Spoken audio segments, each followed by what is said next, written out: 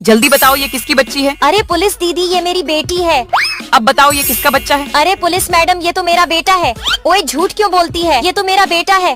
अब बताओ ये किसका बच्चा है। अरे हाँ मैडम, यही बाला मेरा बेटा है। पुलिस मैडम, ये झूठ बोल रही है, ये मेरी मम्मी नहीं है। लेकिन उससे पहले तुम तुम्हारे पापा से प्यार करते हो तो वीडियो को एक लाइक करके चैनल को सब्सक्राइब कर लो और कमेंट पे आई लव पापा लिख दो। और अगर नहीं करते हो तो मैं समझ जाऊंगा तुम तुम्हारे पापा से प्यार नहीं करते हो। अरे बेटा, मैं तेरी मम्मी की बहन हूँ। ये ले, तेरी मम्मी भी आ गई। अरे हाँ, यही मेरी मम्मी है।